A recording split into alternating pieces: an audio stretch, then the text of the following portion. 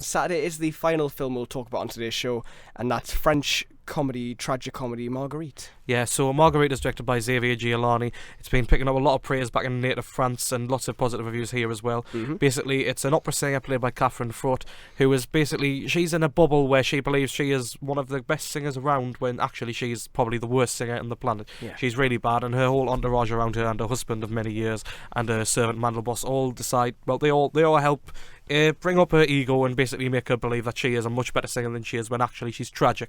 And how a journalist decides to write an article on her, and this sort of inspires her to get confidence to put on a performance, and with the help of a washed up diva she decides to put on a performance and show the world just how talented she is. And her husband meanwhile is still thinking, well, she's going to ruin her confidence forever if the public laugh at her, which they very much will, because she's terrible. Yeah. And yeah, it's interesting. I wasn't expecting kind of the journey it goes down. From the very beginning, I was unsure what kind of thing I was letting myself in for. I knew it was going to be funny, and I knew that it was going to, I knew the story, because it's based on a real person, Florence Foster Jenkins, a real singer who's going to be the subject of a film coming soon with Meryl Streep in the role. So this is a fictionalized version of that story of a singer who's, tone deaf, and she can't hear the fact that she's terrible.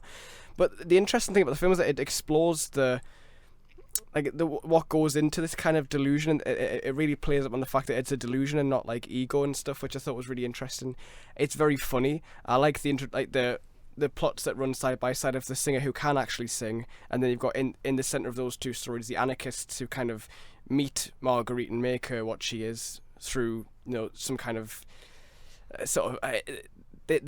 it starts off as a joke, doesn't it? They sort of bring her in and try and big her up because she's a joke, but then they kind of get to know her a bit more, and they discover that she's a really nice person, that she just means well. And that's kind of the really positive, uplifting thing that goes through most of the film. And then by the end of the film, without giving anything away, it's kind of like, it's like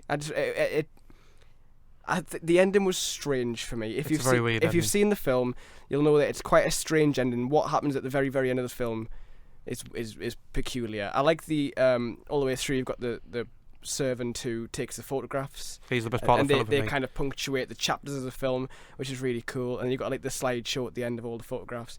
I was not expecting to like this as much as I did. I really like the music, and I'm really glad that the Tyneside gave us those sheets of paper. Yeah, that was a really nice touch. I love that they did that. Obviously, lots of real compositions from big names who I'm not going to try and name because I can't remember. But it was all very good. I enjoyed this film, and I think it's a kind of tragic comedy that it goes through all the emotions, but in the end you kind of like it for the positive message rather than the sort of possible bad taste that it left at the end. Yeah. I'm still uncertain about the ending, but I did enjoy the film in the most part. I did like that there's plenty of jokes and plenty of slapstick humour throughout. It had a nice mix, and Mandelboss for me was definitely the best part of it. I think he was amazing. I'm interested to see what they do with Florence Foster Jenkins, which has got Hugh Grant as well. Yeah, it's Hugh Grant and Meryl Streep. All right. And it's got Howard Wolowitz. So is this staying closer to real life than Marguerite does? Well, Marguerite is a fictional version of her story, so I'm imagining this will be a biopic. Fair enough. Yeah. Probably won't be out. Probably not, and I believe that's out in a couple of months. Because we before High Rise was a thing like talking about it and had interviews and stuff, and it was Simon Helberg who plays Wolowitz in The Big Bang Theory, and he was saying it's like nothing you've ever seen before, and I was like, I saw it on Saturday. It was called Marguerite. But there you go. I think if you're a fan of the French cinema, I think it's good. I think if you're interested in tragic comedy, as I like my humour quite dark, tragic comic, it was very interesting for me. So I urge you to go see it. That's Marguerite.